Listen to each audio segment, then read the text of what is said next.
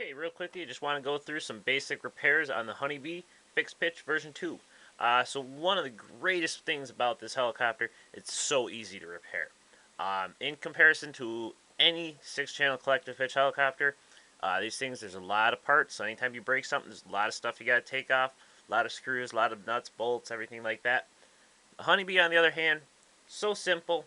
The basic tools that you're going to need to work on this: small Phillips head screwdriver, the little 1.5 millimeter Allen wrench that they give you, and a pair of small needle nose pliers.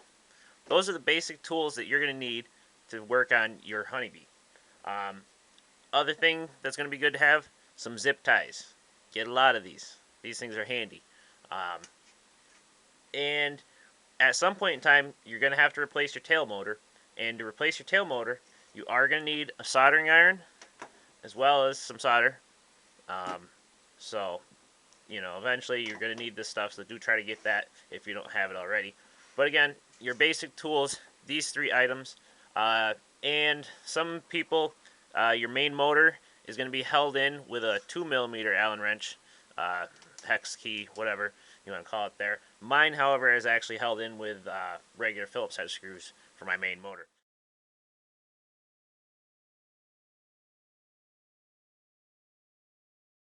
Okay, the next 2 things are the fly bar, because you're going to bend this at some point in time. A lot of times you can bend this back, but at some point in time you are going to need to replace it. And also the outer paddle control frame. So I'm just going to show you how to replace both of these at the same time. Now first, go ahead and pop the rotor head off.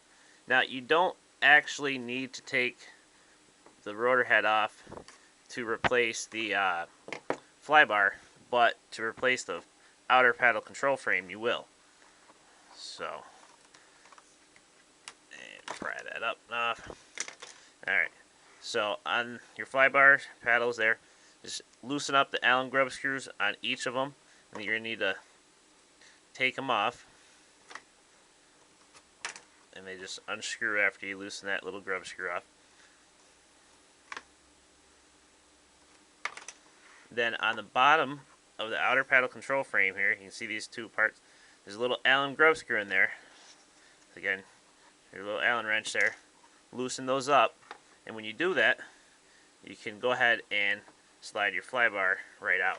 Now it's going to probably be kind of tough, it's going to have a little resistance to it, but it will just pull right out the side. Now, the fly bar, if you're ever wondering if it's bent, you can just roll it on the ground, and if it's bent, you'll see it. And mine's actually bent a little bit. So, one thing here, this fly bar, this is the stainless steel fly bar from the T-Rex 450. They're the same size. This is a little bit stronger, and it will work just fine. So like I had mentioned before, pretty much any 450 fly bar will work for this helicopter. And you could even cut these shorter and use the original version 1 fly bar paddles if you wanted. Myself, I just prefer to keep it as it is. Now the stock fly bar does have some little grooves on it, to, where the little Allen grub screws are supposed to rest.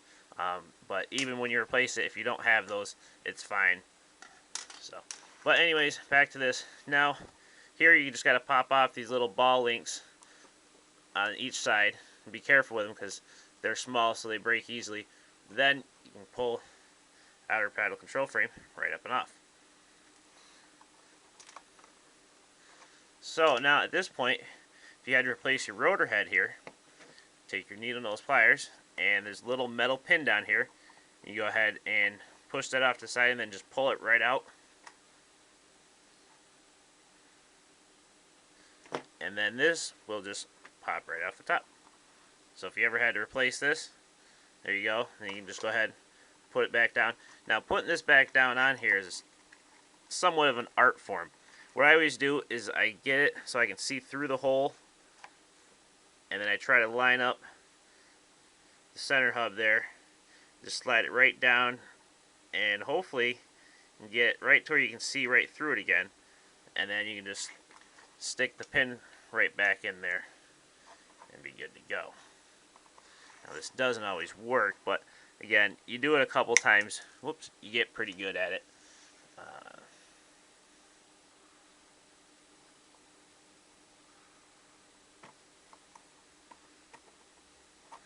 There you go. And you just go ahead and reassemble stuff at this point. Now, when you get this down over here and you line up your fly bar, oh, one other thing you can do, when you put this back on, you can actually turn this upside down to make it easier to get to these bolts. Just make sure you get it all lined up. Now the thing is, when you get this on here, make sure you measure each side of your fly bar to get it centered. Measure each side, make sure that's the same distance, then go ahead, tighten these screws down, and install your fly bar paddles. And again, you always want to make sure your fly bar paddles are going like that and not like that. So get those on there. Go ahead, snap this on.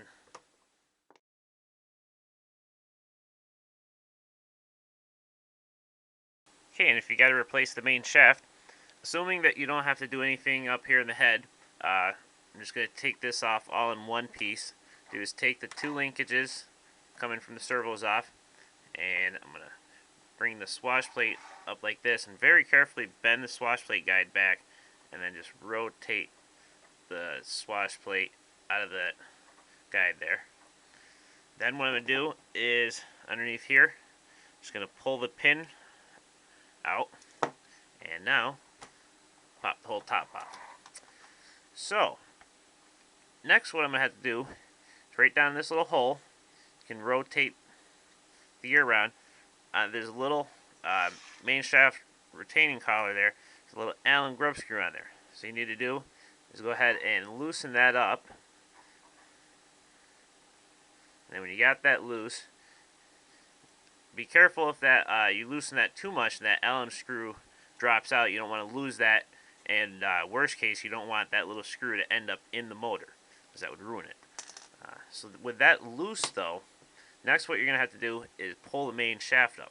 Now what I do is I take my needle nose pliers and very carefully I just grab the main shaft and pull up like that. And what you got to do is you got to pull the main shaft up just enough. See the whoops. What I'm trying to show you is right down here. You can see it better here. See this little cotter pin right here? That sits into a groove on the main gear here. But what it is you got to pull the main shaft up just enough to where you can get that little pin out. And this is where having a small pair of needle nose pliers will come in handy. You can just reach in there. Whoops. Just dropped it, but I'll show you it. See here, very small pin. So, but now with that out, now what I can do is just keep going ahead and pulling up on the main shaft, and eventually you'll get it to a point where it'll get pretty loose and you can just pull it all the way up and out. But also you can slide your main gear out, and this is that groove that I was talking about that little pin sits into. Then you also got this little brass spacer down here that can fall out, so just be careful of that. And there you go. Main shaft is out, and then you got that little collar nut there that was in. Now this thing has, when you go to put this back in, it's got two sides. It's got a slightly domed side, and it's got a flat side. You want to make sure that the flat side is facing down and the dome side here is facing up against the bearing on the inside. Make sure the dome side is facing up.